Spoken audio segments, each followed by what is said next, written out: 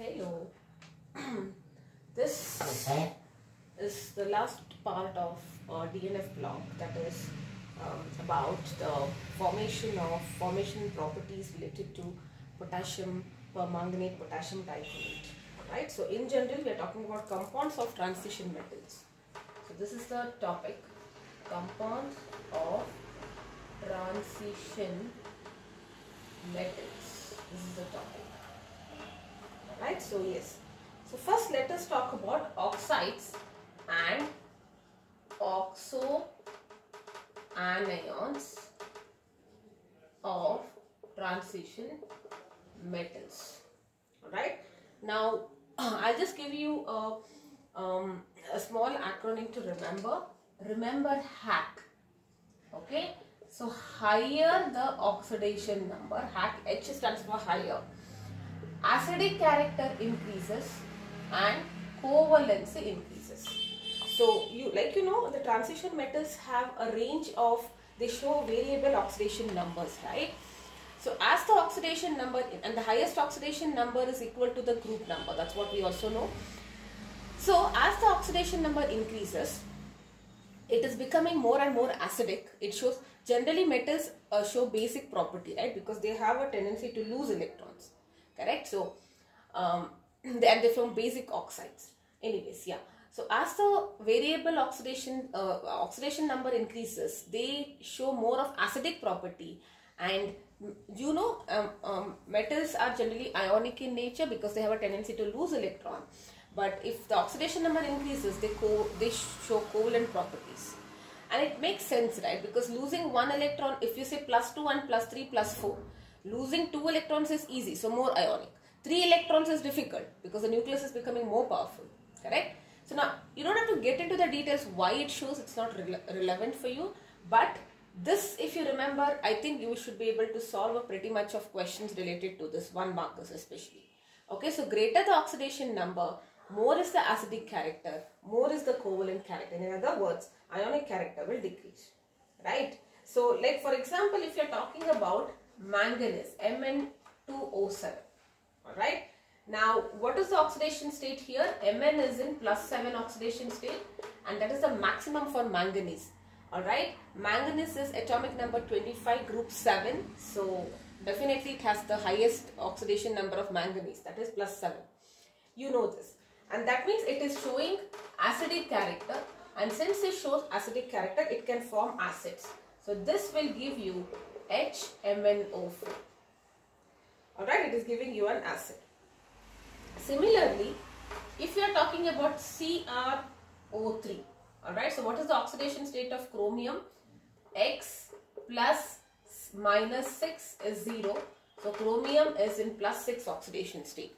And that is the highest oxidation state in the case of chromium. +6 is highest, right? So that means it can also give you acid. So this will also be, because it is able to show acidic character, it is forming acid, which is that H2CrO4 and H2Cr2O7. Please remember these things because it's important. Alright.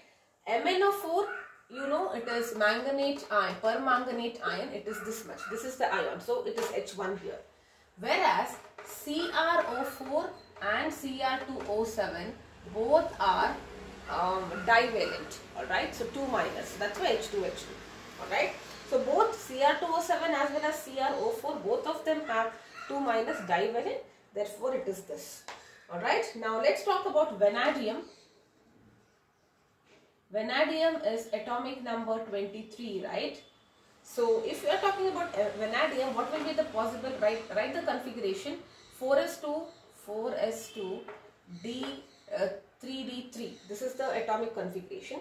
So it can lose 2 electrons, and it can also lose 2 electrons, so +2. It can lose one of them, so it is +3. It can lose 2 electrons from here also, so +4. Correct? Now if you are talking about V2O3, if you are talking about V2O3 and V2O4 and V2O5, these are the different oxides of vanadium. That's the topic we are talking. And these are the oxoanions. Correct? Yes. So now what is the oxidation state? 2 here. So this is in +3 state. Alright. and here it is 2, so this is +4 state, oxygen is 2, so this is in +5 state, right? So now here there is a gradual change. This is because this is basic, smaller one. This is less basic, and this should have been acidic because that's a maximum oxidation state for vanadium. Vanadium is group 5. Sachin Tendulkar, very correct. So 3 is +2 is 5. So this should have been acidic, but here it is showing amphoteric. Alright. Similarly, if you are talking about CrO and Cr2O3, look at that. Here it is +2 state, right? Here it is +3 state, oxidation state, right? So this is basic. Lower ones are basic in nature. This should have been acidic, but it is amphoteric. Alright. So this is all you need to remember. Alright. So the reason why this will show ionic and character is because of the lattice enthalpy and high bond enthalpy and all that. But you don't have to worry about it. We have already discussed that earlier. Correct. So what you need to remember is only these things under this topic. And after that we will be talking about formation and properties of potassium dichromate first, and then potassium permanganate. So let me summarize this. Oxides and oxoanions. Oxides, these are the ones. Oxoanions means this. Oxygen, metal, anion. Alright. This is the keyword you need to remember. Higher the oxidation state, more is the acidic character, and more is the covalency. So lower oxidation states are mostly basic in nature. Higher oxidation states are acidic. This acidic property is what we are discussing here. Mn is in the highest oxidizing state, so it will form this acid. Similarly, this here also the chromium. Chromium, Sachin Tendulkar, very cunning, very crazy man, right? Cr, chromium is plus D4, so it is 6. 6 is the highest oxidation state. I hope you remember how to get the maximum oxidation state, right? +6 is the highest oxidation state for chromium. And since +6 is the highest oxidation state for chromium, it will show acidic nature, and that's why it will form this. Remember this, it will really help you. MnO4 minus is permanganate. You also have manganate, which we'll talk later. This is CrO4 2 minus, chromate. This is dichromate, Cr2O7. Both of them are having 2 minus. Manganese, permanganate is having 1 minus. These are oxoanions. Okay. Now, if for a given metal, if the oxidation number increases, it is slowly changing from basic to less basic to acidic. In the case of vanadium and chromium, it doesn't show acidic property. It is showing amphoteric, both acidic and basic. I hope this is clear. Alright, so that's it about oxides and oxoanions. Now let us talk about formation, properties, and everything related to two compounds, that is potassium dichromate and potassium permanganate. You will be expecting a question from this for sure. Alright, so it's easy. Just have to remember a few things, that's all. Potassium dichromate, K2Cr2O7. So it is made up of potassium ion and dichromate ion. Correct? So K is 1, Cr2O7 is 2 minus. I hope this part is clear. Now let's talk about its manufacture. How is the preparation made? Okay, now the steps are very, very important. Only remember the steps and you're sorted. Alright, so manufacture is from chromite ore. Each word, whatever I say, is very, very important. Chromite ore. What is chromite ore? It is FeO.Cr2O3. Okay, this is what we call as chromite ore. You can also, in the reactions, we generally write Cr2O4. It is the same, right? Oxygen I'm combining here. Okay, just we generally remember it this way. FeOCr2O3 is chromite ore, or you can also write it as FeCr2O4. Alright, now there are a couple of steps here which you need to remember. First, you take chromite ore. This chromite ore is concentrated by gravity separation method.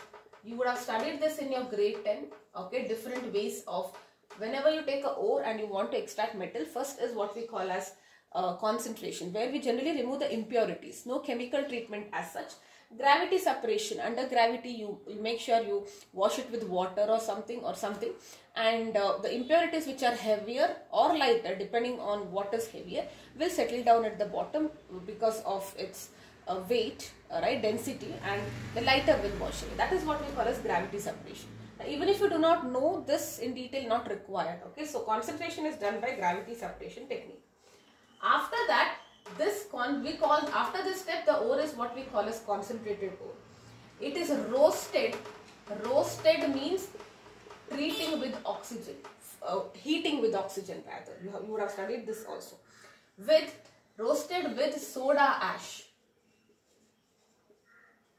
Okay, sorry, yeah, soda ash and quicklime in the presence of excess of air. I already told this, correct? So what is this soda ash? Soda ash is nothing but sodium carbonate, and quicklime is calcium oxide. You know this. So let us write the reaction. Reaction, I told you, we follow this.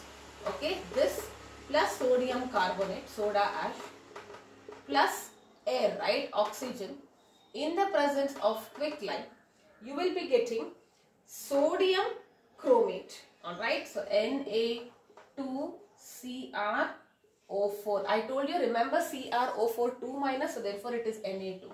This is sodium chromate, chromate and dichromate, right? So this is sodium chromate, and basically this is what will happen. And then you are getting Fe2O3, Fe2O3 plus carbon dioxide. Now okay, this reaction you need to remember. Okay, let me balance it. I'm just writing the balance part.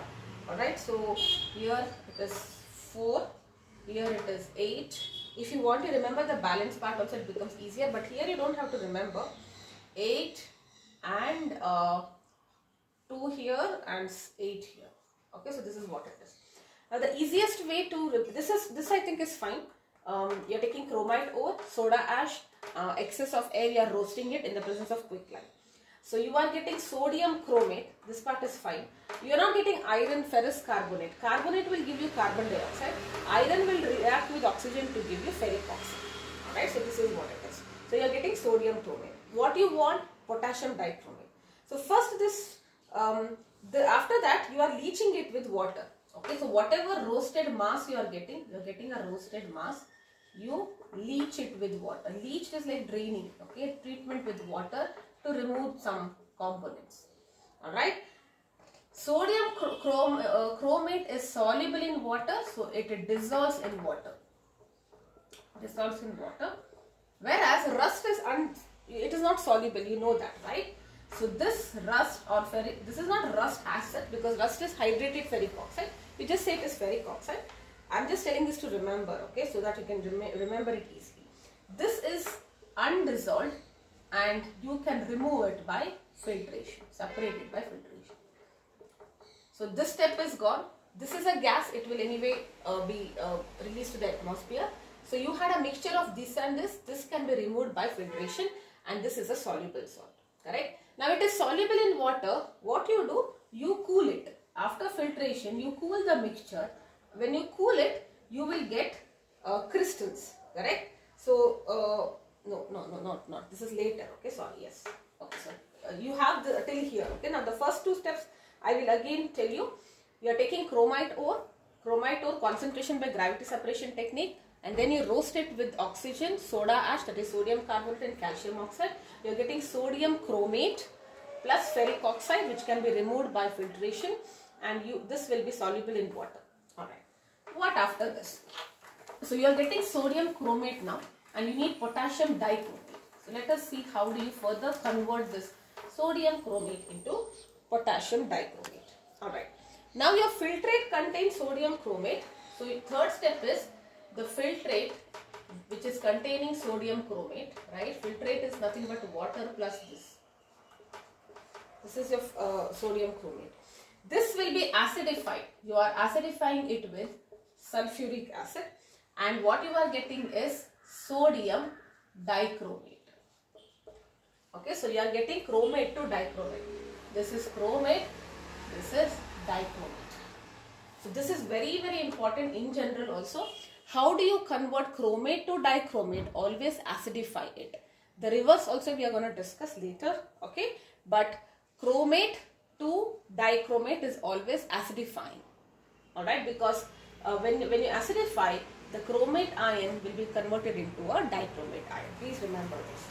Alright, so let us write the reaction. You have sodium chromate plus H2SO4 will give you sodium dichromate plus sodium sulfate plus water. This is what you will be getting. Let us balance it. 2 here. There is already 2 here. There is already 2. I think that's all. Yeah, water. Alright. Now, on concentrating and cooling it. If you cool this, this sodium sulfate dot 10H2O crystals separate out. Okay, they get solidified and you can remove it. So this part is gone. Okay, this part is gone because when you cool it, the sodium sulfate dot 10H2O crystals separate out, decahydrate, and you can easily remove it. Now you will have the filtrate. What will it contain? The filtrate will now contain sodium dichromate. You just have to convert it into potassium dichromate, right? So you treat it with KCl. If you treat it with KCl, you will be getting potassium dichromate plus NaCl, your regular displacement reaction. Okay, so 2 KCl and 2 NaCl. Done. Alright, so this is how you are going to convert. Alright, so I hope this part is clear. So first gravity separation technique, and then you are going to roast it with soda ash, that is sodium carbonate and quicklime in the presence of oxygen to give you carbon dioxide, which will be released, sodium chromate, and also ferric oxide. Ferric oxide is undissolvable, so you treat it with water. It can be easily removed by filtration. You will be getting sodium chromate. You acidify it with sulfuric acid, you are getting dichromate. Along with that, you will get this. So this you can cool and remove the crystals. So you are getting sodium dichromate. Add some potassium salt, displacement, double displacement reaction takes place, and you are getting sodium dichromate. That's all. Alright. That is the manufacture, very important part. This is properties. Let's talk about properties. First one, with alkali. What are alkali? Water soluble bases, group 1 and partially group 2 elements form alkalis, right? So potassium dichromate, if you are treating it with alkali like KOH, okay, you will be getting K2CrO4 plus H2O. Now a best way to remember is only 2 points, alright? So if you are having chromate ion, this we already told. If you are treating it with acid, you are getting a dichromate. Correct? This is what we used here. Similarly, dichromate, if you treat it with the base, you are getting a chromate. Remember. Okay? It is like when you add acid to it, it doubles. Okay? Adding acid to it doubles the number of chromate. Like that you can remember. Alright? So, here this is dichromate, you add a base, so you are getting a chromate ion plus water. Just have to balance it here, 2 and 2. That's it. Yes. Alright. Now structure of chromate and dichromate is also important. Chromate is what? CrO4 2 minus. This is chromate. Dichromate is this. Correct? So let us write chromate. You have chromium and 4 oxygen. It's like this. Okay, so this is your chromate. Overall, it has a charge of 2 minus. Correct? This is your chromate ion. This is tetrahedral in nature. Tetrahedral structure, like how methane is. Alright? Dichromate is made up of 2 tetrahedral units sharing 1 oxygen in common. So dichromate is, there are 2 chromiums, right? So you write 2 chromium. Now they are not directly bonded. Out of 7, each one will be having 6. This is also what we call as the butterfly structure or double tetrahedral structure. Okay, so this is your Cr2O7, 2 minus. This is double tetrahedral, 2 tetrahedral with 1 oxygen which is common, or you also call this as the butterfly structure. Both structures are very important.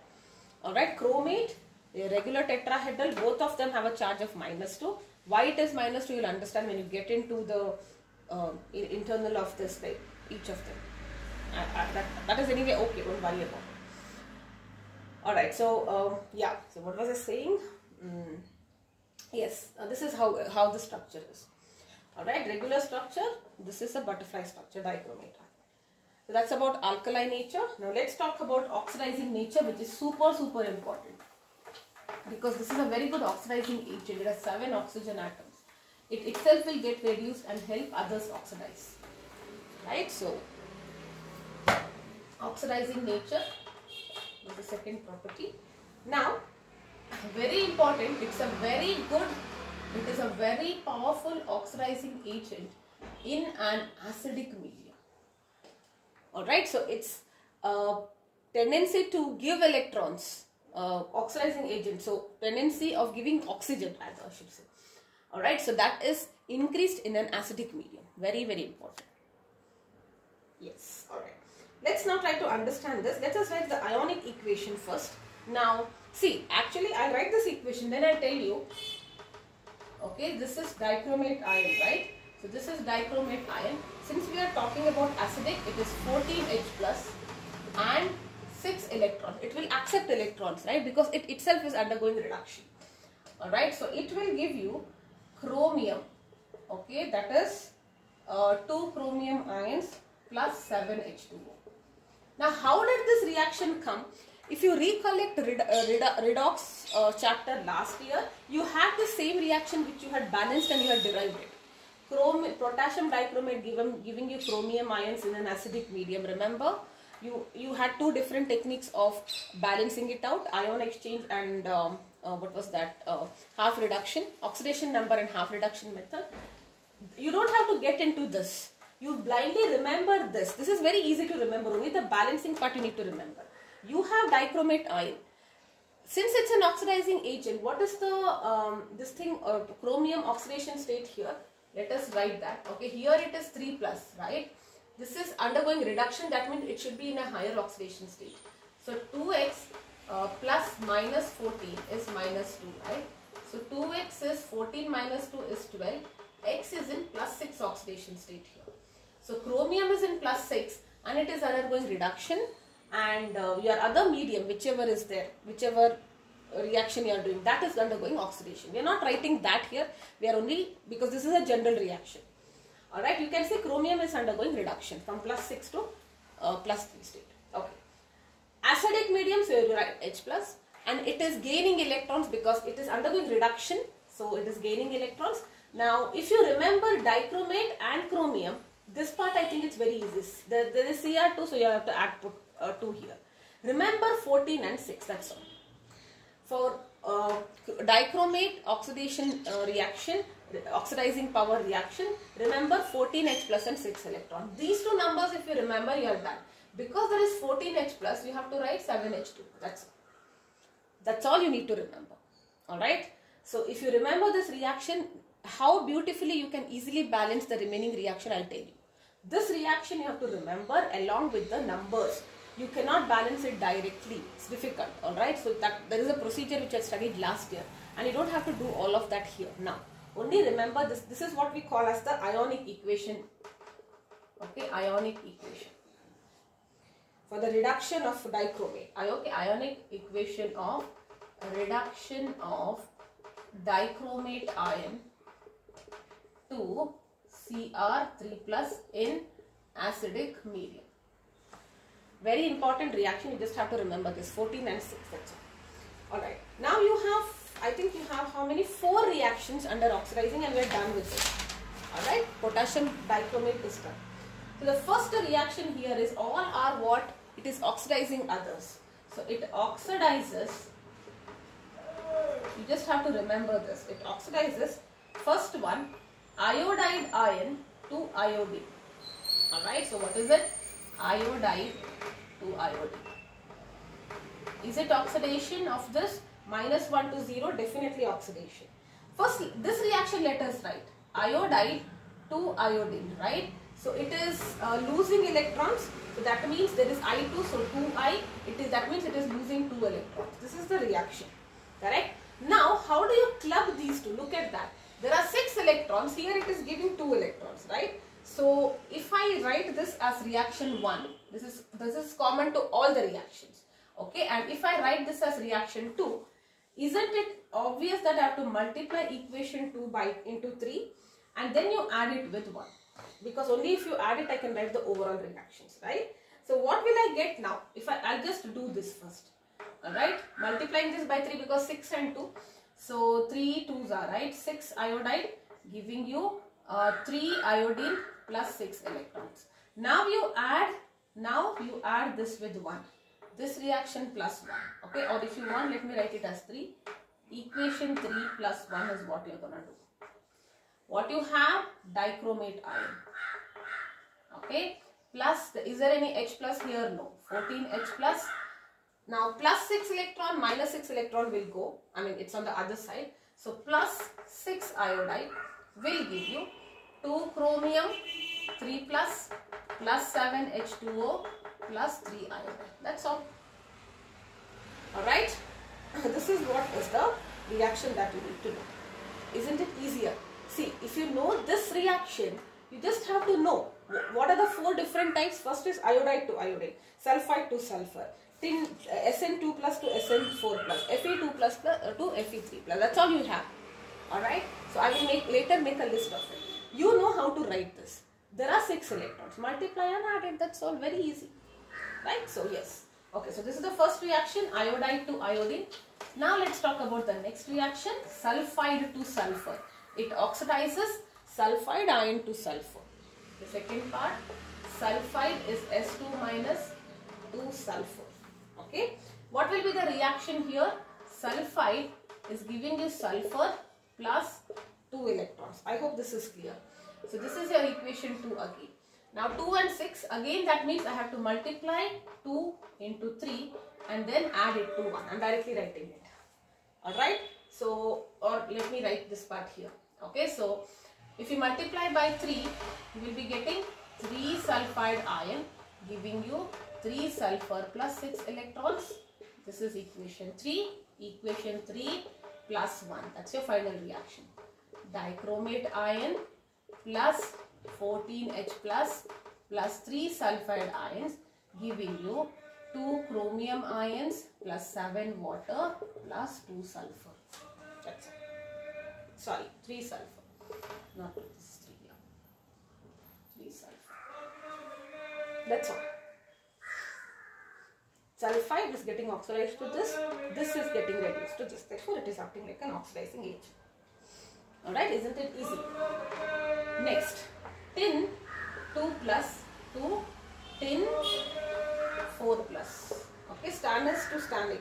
Alright, this is stannous ion to stannic ion. Okay, this is sulfide to sulfur. I did not write it in words. I hope you know that.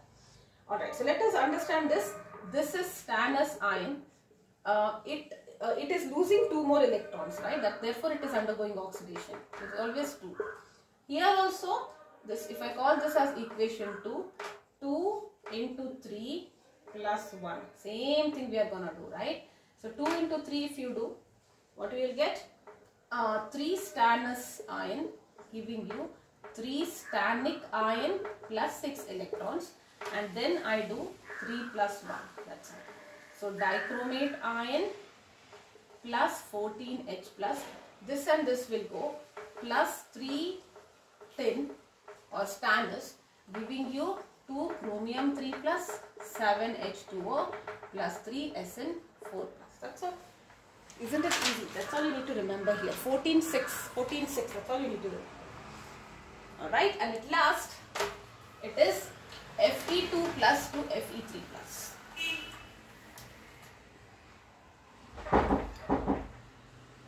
Fourth one is Fe2 plus to Fe3 plus. Alright, so this is ferric to ferrous to ferric. Okay, Fe2 plus will be converted into ferric ions by losing 1 electron. Here you will have to multiply by 6, correct? Because there are 6 electrons. 2 into 6 you will do. So 6 ferrous ions will give you 6 ferric ions plus 6 electrons.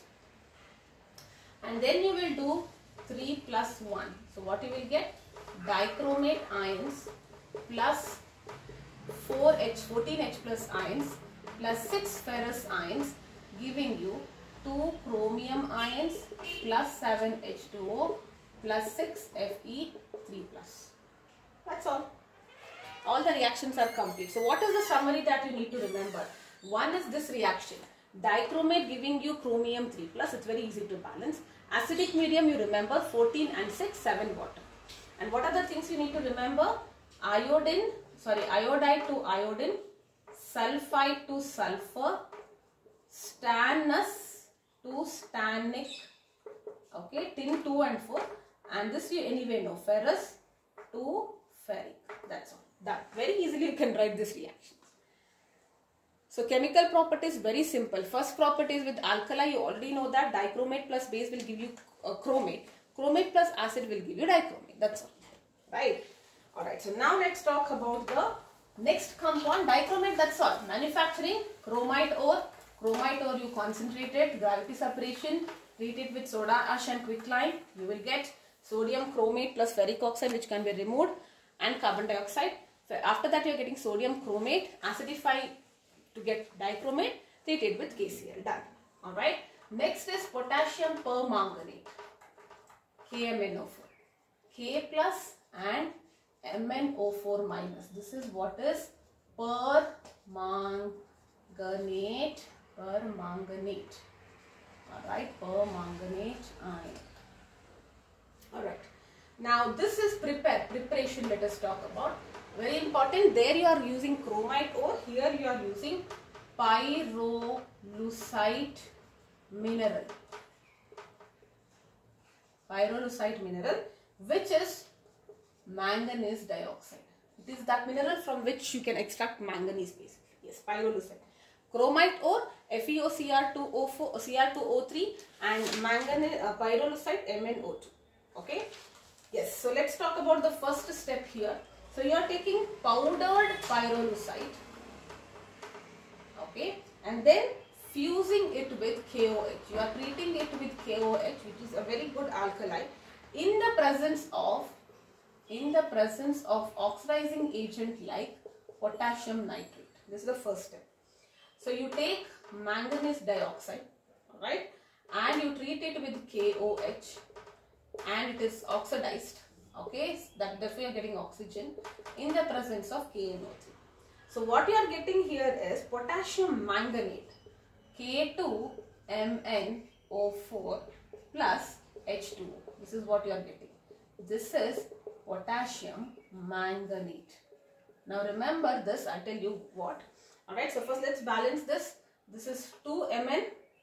Here it is 2Mn again. So 4 KOH and oxygen, and then you will have 2 water. Simple balancing, this is fine.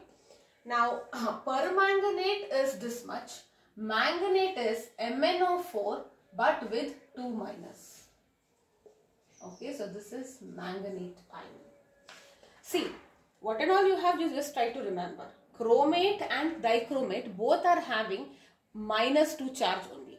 But for potassium it is different. Sorry, for manganate it is different. Manganate will have 2 minus charge, just like chromate. See, this is Cr2O4.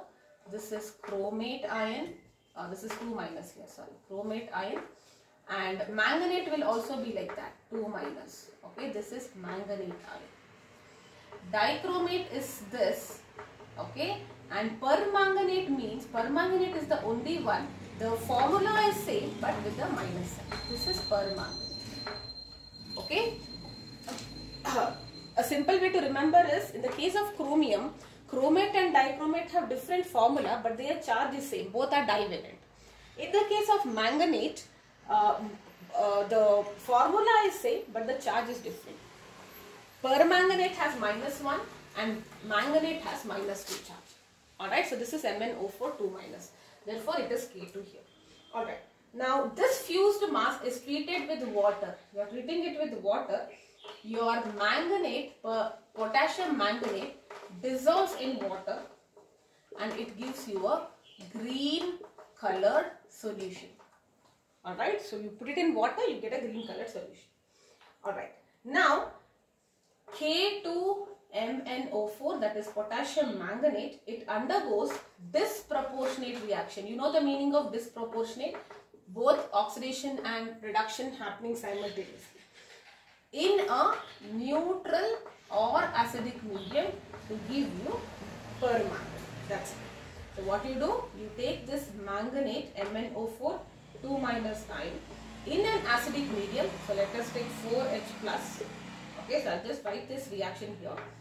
And what you get here is, see, manganate ion, permanganate ion, this is this, plus MnO2 plus water.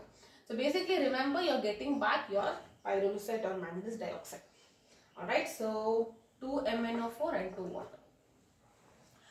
Now I'll tell you the easiest way why it is disproportion. What is the oxidation state here? Mn is in, this is -8 plus 2 is plus 6. So this is plus 6, correct? This is plus 6 oxidation state. Here it is -8, this is plus 7, right? And here it is -4, so it is plus 4. Do you see it is undergoing oxidation here? It is undergoing reduction here. So simultaneously both are happening, therefore it is disproportionate. Okay, so these are the 3 steps of preparation. Alright, now you have 2 more things. This is in general, commercially how it is prepared, it's a little different, but let us summarize this once before going to the commercial and laboratory preparation. The raw material is pyrolusite mineral, which is MnO2. You treat it with KOH in the presence of a good oxidizing agent like potassium nitrate. So this is a reaction. You are getting potassium manganate, which is K2MnO4, and water. Alright, this is soluble and you are getting a green colored solution. You undergo a disproportionate reaction in an acidic medium where it is getting oxidized to permanganate, right? -2 to -1, you can see that it is oxidation, and it is getting reduced to manganese dioxide. Okay, so this is the thing. Now let us talk about commercial preparation.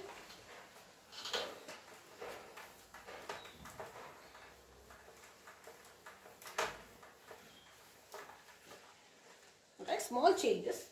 Commercially,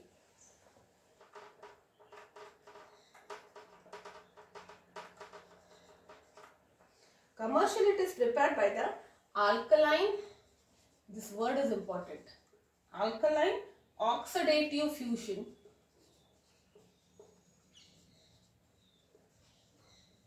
of MnO2 followed by electrolytic oxidation of MnO4 2 that is manganate. Now the first part, only the word is big, but it is the same thing what you have studied earlier. Alkaline, remember alkaline we had treated it with KOH, correct? Oxidative, in the presence of oxidizing agent like KNO3. Fusion, it is the same thing. Okay, so the first part is same. You are having manganese dioxide, which is a pyrolusite. Remember we had written in the presence of KOH plus oxygen, correct? Which is in the presence of KNO3, basically oxidizing agent, and you are getting KMnO4 2 minus. This is manganate ion. This is the same reaction, no change. Only the name is telling you this. Alright. Now how did you convert manganate to permanganate in the previous? You are making sure you are taking an acidic medium where it undergoes disproportionate. Here we are not doing that. The second part is different. In the regular method, you are doing disproportionate reaction with this thing. So permanganate oxidizes, manganate oxidizes to give you permanganate and reduces to give you MnO2. Here, instead of that, you are doing electrolytic oxidation. What is the meaning of that? You are taking this permanganate ion and you are doing electrolytic oxidation, okay, in alkaline solution, and you are getting permanganate ion. That's it. This is permanganate ion. Alright, so that's the only second step is different.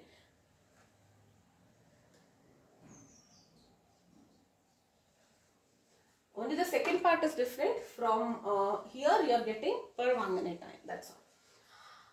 Electrolytic oxidation. You are not treating it with an acid so that it is undergoing disproportionate reaction. Instead you are doing electrolytic oxidation. Now let us talk about the lab preparation. Alright. In the lab you are not taking pyrolusite. You are taking a Mn2 salt. Like any salt where manganese is in the +2 oxidation state. And then it is oxidized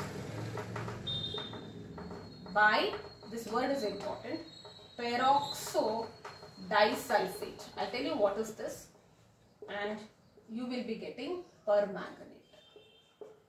Okay, so what is this peroxo disulfate? I'll tell you. Okay, so first of all, any salt which is where the manganese is in 2+ oxidation state. Alright, so you're taking Mn 2+. Now what is this peroxo? See, disulfate means S2. Remember this. Sulfate it is, that means oxygen in the 8. Peroxide it is. Oxygen is not in the +2 oxidation state, it is in +1. That's all. But you don't have to remember so much. If you find it convenient, disulfate is S2. Remember 4. Okay, oxygen is 8. That's all.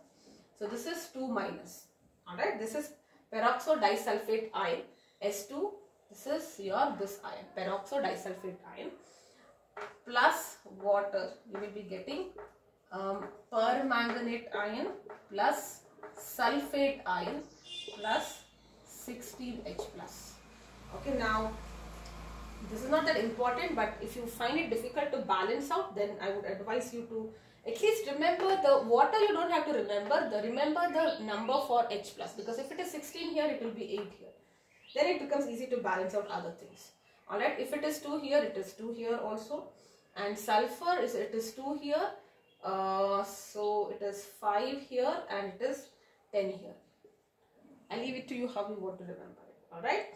Now potassium permanganate forms a dark purple crystals which are ice. Now this is also important. This is forming a purple crystals. You know the color. And this is isostructural with KClO4. Potassium permanganate is this isostructural. The structure is same. Okay, KClO4, KMnO4, both, and it is less soluble in water. This is comparatively less soluble in water. It is soluble, but not very easily soluble. Alright, so that's the preparation. You basically have 3 ways, but the first 2 ways are almost the same, only the lab preparation is different. So first is pyrolusite.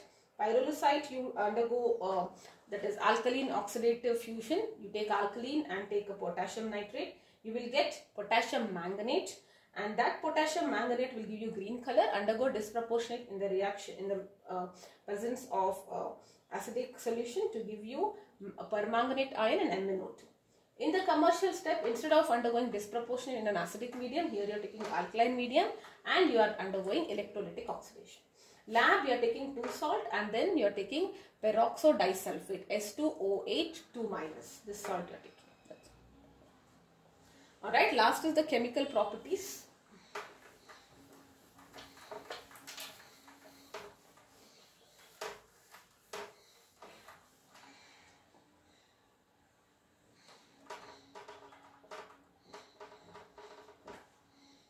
Alright, so first is action of heat. Alright, this is very important. It decomposes to give you potassium manganate. Alright, so KMnO4, if you decompose it around 513 Kelvin, it gives you potassium manganate plus manganese dioxide plus oxygen. This is what you get. Okay, it decomposes to give you potassium manganate, manganese dioxide. Isn't it the river, whatever you're studying, this is same reaction reverse, right? So it's easy to remember. Anyways, if you're not getting it, remember this, very simple. Okay. Structure. Let us talk about manganate ion. Okay, this is manganate. And let us talk about permanganate. Only the charge is different. This, everything is same. Right? So basically manganate, everywhere you are having 4 oxygen. And the charge here is 2-. But remember, here you are having manganese. What is the oxidation state of manganese here? It's +6, right? So there should be 6 bonds, right? So you will have 2 double bonds here. Alright, you can also consider this. Instead of writing like this, you can also write this is -1, -1 here. Single bonds with oxygen, you know -1. If you want, you can write it this way. And here, Mn, okay, O. What is the oxidation state here? +7. So there should be 3, therefore it is 1. It's easy, right? This is all it is. See, here it is +6 oxidation state, right? This is +6 oxidation state, +7 oxidation state. +6 means there should be 6 bonds. 1, 2, 3, 4, 5, 6. This should be 7. So there is an additional double bond, because of which one oxygen will have only 1. Single bonded oxygen is my O minus. You know that, right? 6. 1, 2, 3, 4, 5, 6, 7, 8. It would have gained 1. You know how to write it. Alright, so this is the structure. So remember the structure of chromate, dichromate, manganese and this. Now chromate, I think I did not tell you this. Let us also do chromate. CrO4 2 minus. What is the oxidation state? 6 here, right? Yeah. Minus 2 is plus 6, yeah. So that way you can do it for there also. Alright, so yes. Alright, so now let us talk about oxidizing nature.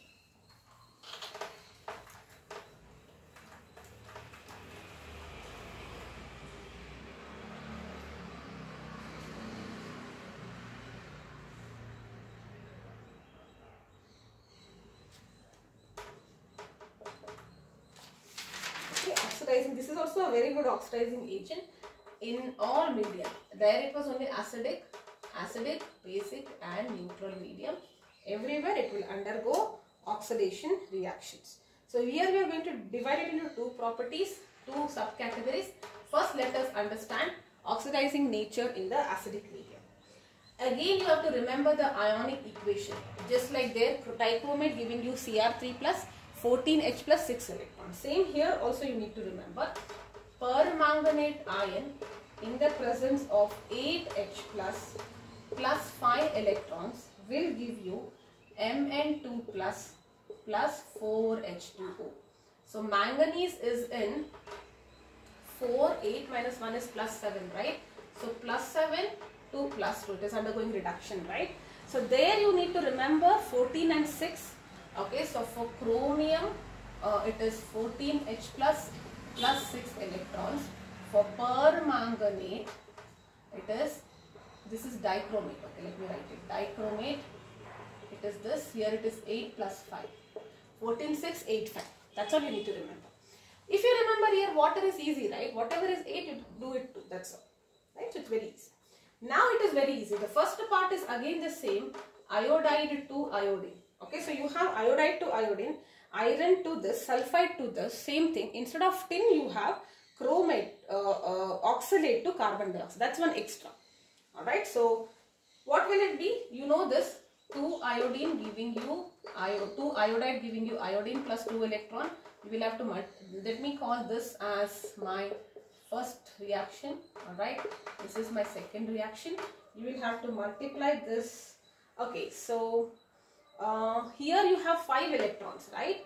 So what I need to do, I need to multiply 1, okay, let me write it. You have to multiply 1 by 2 and 2 by 10, right? Because you ultimately need 10 here. So first let us do this, multiply 1 by 2, I will write here. You will have to multiply this by 2.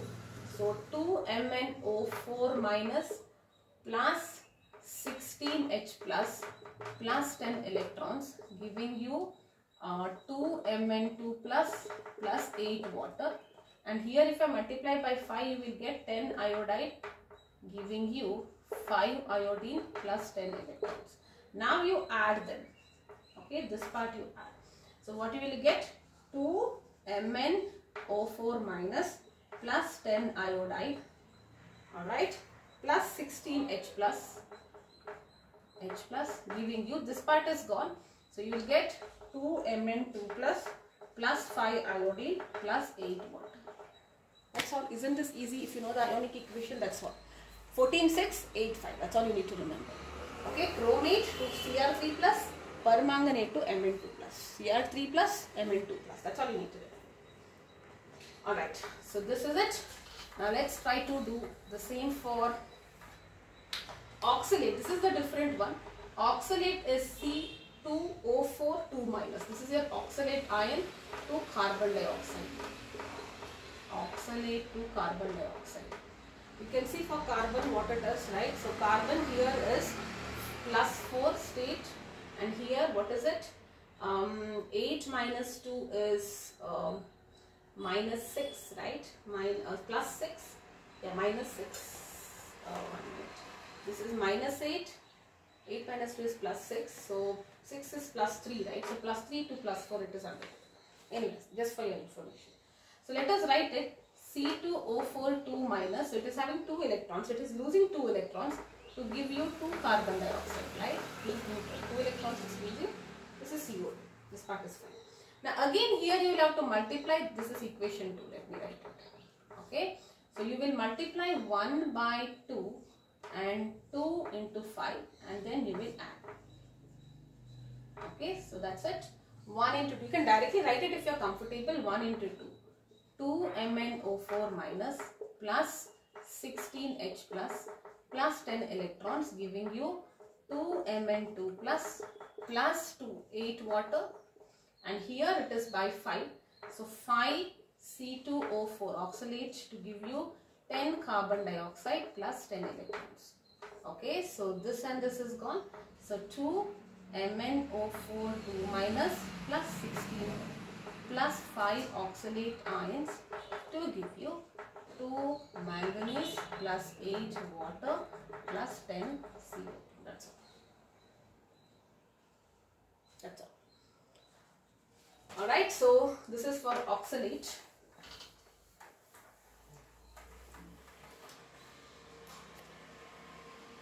Okay. Now let us talk about Fe2 plus, which is that third one. You know, ferrous to ferric. Okay. So ferrous ion giving you ferric by losing 1 electron. Correct. Here you have to multiply. What is it? 5, right? So here only you have to multiply this. This is equation 2. Let me write it here. You will only do 2 into 5 and then you will add it with equation 1, right? So first let us do this. 2 into 5. 2 into 5 will be, let me write it, and then we will do plus 1 here. Okay, so yes, this is 5 here. So 5 ferrous ion giving you 5 ferric ion plus 5 electrons, and then you add it. Alright, this you will write MnO4 minus plus 8H plus 5 ferrous ions giving you Mn2 plus 4 water plus 5 ferric ions. Alright, yes. And the last one is sulfide to sulfur. All these are in acidic medium, therefore you need to remember this. Alright, so this is sulfide to sulfur. Sulfide ion giving you sulfur plus 2 electrons, right? This is the thing. Here also you will have to do 2 into 5 and 1 into 2 and then you need to add. Correct? Yes. So 5 sulfide ion giving you 5 sulfur plus 10 electrons, and here you will multiply by 2 permanganate ions plus 16H plus 10 electrons giving you 5 Mn2 plus 20 water. Right? That's what you get? No, not 20. Something is wrong. 1 minute. Multiply by 2, right? 8, yeah. So I did it by 5 here, yeah. 2 here, 8, yeah. This is fine. So what is the final thing you will be getting here? I think you have 2 more here, alright? Alright, 2 more is also you have. So let us write it. 2 MnO4 minus plus 16H plus 5 S2 minus giving you 5 sulfur. This and this is gone. 2 Mn2 plus and 8 water. Alright. So apart from that you have 2 more here. Okay, that is sulfide to sulfate. Okay, 5th one is sulfide to sulfate. Basically, what is sulfide? SO3 2 minus 2, SO4 2 minus. Alright, so oxidation state of sulfur is 4 here, and here it is, this is 3, right? 3 to the 6. 6 minus 2 is 4. So this is 4 and 8 minus 2, 6. 4 and 6. Right? So that's all. So let us write this directly, alright? So this is the same thing. I am writing it directly. So this is a sulfate ion plus 2 MnO4 minus plus 16H plus. Same thing you will be doing. giving you 2 Mn2 plus 5 sulfate ion plus 3 water. Alright, so that is how you will be getting. And at last it is nitrite to nitrate. Nitrite to nitrate. Nitrite is NO2 minus to NO3 minus. Alright, one oxygen is extra, oxidation definitely. Here also the same thing, 5 nitrite plus 5 and 2 multiplication. So you will always get 2 MnO4 and here you will get 2 Mn. Correct? 5 here, so 5 here also, easier way to remember you or make you remember. Alright, so NO3 minus, this is NO2 minus here. NO2 minus and NO3 minus. What else is there here with manganese? It was 16. How many oxygen in the ionic, hydrogen in the ionic? 8, right? So multiplying by 2, it is 6H plus, okay, giving you this plus 3 water. That's it. Alright, so this is the reaction that you have. Okay, so that is an acidic medium. Now let us talk about the reactions in the basic medium. Okay, so before that let me write it here. For dichromate it is 14H plus and 6 electrons.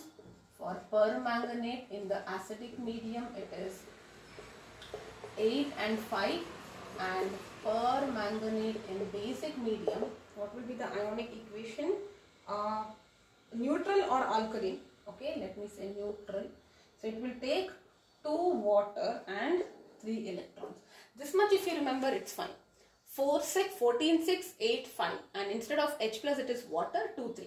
14, 6, 8, 5, 2, 3. That's all. Alright, so let us write in the neutral or slightly basic. What will it be? Permanganate ion will take 2 water plus 3 electron to give you MnO2 here. Alright, there it is Mn2 plus, here you are getting MnO2. Remember that. Plus hydroxyl ions you will be getting. This is very different. So please remember it. There you are getting water, here you are getting hydroxyl ions. Alright, so MnO4 minus permanganate ion, 2 water, 3 electrons, giving you the same reaction you have done in redox last year. 4 hydroxyl. Alright, now again, what will be the reactions? The first one is iodide to iodate here. Okay, iodide to iodate, IO3 minus. Okay, so this is iodide to iodate. Iodate, yes. Not iodine. Iodine takes place in acidic medium, here iodate. Alright, so this is this. Alright. Now how, if you want to get iodate ion, this is not like you're accepting electrons. Not very simple, right? Here it takes place in the basic medium. So you will write 6OH minus here. Okay, so you are getting iodate. If it is 6 hydroxyl, you will get 3 water plus 6 electrons. I hope this makes sense, right? Because there are 6 hydroxyl, there is 6 negative charge, 6 electrons should also be removed. Okay, now here you have 3 electrons. This is my first equation. This is my second equation. So you will have to multiply this second 1 by 2 and you are done. Correct? So you will multiply 1 into 2 and then add it to 2. That's all. Correct? This you will have to add. So 1 into 2 if you do, 2 MnO4 minus plus 4 water plus 6 electrons, giving you 2 MnO2 plus 8 hydroxyl ions. This you need to remember, it's a little different here. Correct? Iodide to iodine, because there is oxygen, remember you have to add hydroxyl ions. Alright, hydroxyl ions, the charge is 1 here, so you will add 6 here because 3. Okay, that's why this reaction, actual mechanism is something that you have done last year, but for now maybe you just remember this. Yes, balancing part you don't have to remember, you can do it. Correct? So now if you add it to 2, what you will get? Add it to 2 means this 2 you have to add, right? So 2 MnO4 minus plus, okay, wait 1 minute. So 1 into 2 we did. Let me write the 2 reaction as it is, okay, so that it's easier. Iodine plus 6 hydroxide giving you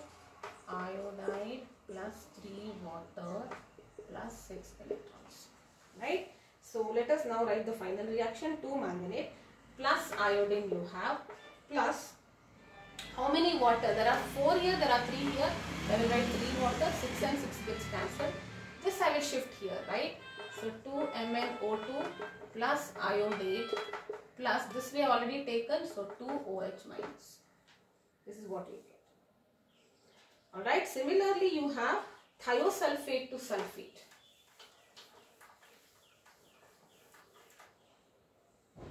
Alright, so the second reaction here is thiosulfate to sulfate. Okay, so this is S2O3 2 minus 2 SO4 2 minus. Thiosulfate is S2O3 2 minus. You already know this, correct? Now let us write this again. So you have first, what will be the reaction? How is it converted? You need 10 OH minus, and then you will be getting sulfate ion plus 8 electron plus 5 water. Right? Now here it is 2 sulfur, so it is 2 sulfate. If you are confused about here, first you know this to this, correct? Electron also you can skip, just so that you understand. Only look at the oxygen part. There are 6 here, correct? And if you put here, there will be 8, right? No, I don't think I can tell you the trick. I thought I should be able to tell you the trick. But yeah, just maybe remember this. Otherwise, you'll have to write the entire grade 11's part. Correct? Now, anyways, this is 8 electrons, this is 3. So, you will have to multiply the second equation by 3 and first equation by 8. Correct? 24. 8 into 3, 3 into 8. Right? So, if you multiply second equation by 3, you will get 3 thiosulfide plus 30 OH minus plus 6 sulfate, sorry, giving you 6 sulfate plus 24 electrons plus 15 water, and 8 permanganate plus 16 water plus 24 electrons and 8 MnO2 plus 32 OH minus. Alright, now if you add this and this is gone.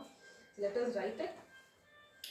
8 MnO4 minus plus 3 thiosulfate ions. Okay. Now water 30 and 15. So it is plus 15 here. Correct? 16 and 1. Plus water, 1 water here. So water is also kind of gone. And here you have 8 MnO2 plus 6 sulfate ion sulfate. Okay, 32 and 30 is 2 hydroxide. Alright, so that's what you have. And the last reaction is manganous salt reaction. It's very small. Right? Oxidation in the presence of neutral medium. Yes, third one is permanganate ion you have plus Mn2 plus. This is any manganous salt, Mn2 plus salt. Alright, manganous it is. Okay, in the presence of water, and this takes place in the presence of either zinc sulfate or zinc oxide to give you 5 MnO2 plus 4H plus. This one you remember as it is. Correct? Yes. Now permanganate titration in the presence of hydrogen. Now very important, if you are using potassium permanganate for titration in the presence of HCl, this is unsatisfactory. The reason is because the hydrochloric acid is oxidized to chlorine here. Okay, this will be oxidized to chlorine because of this. So therefore, titrations based on permanganates in the presence of HCl you should never do, because the HCl will be oxidized to chlorine. So you don't have acid, then how will you do the titrations, right? Yes, so this is it. So the final thing is, remember the structures for chromate, dichromate, manganate, permanganate. Remember the ionic equations apart from that, and preparation. Apart from that, it's very easy. Be careful when you do preparation, learn to balance it. I would say preparation, please write and learn. Ionic equation, write and learn. This is fine. You just have to remember which equations are there. That's all. Yeah, alright. That completes this entire part.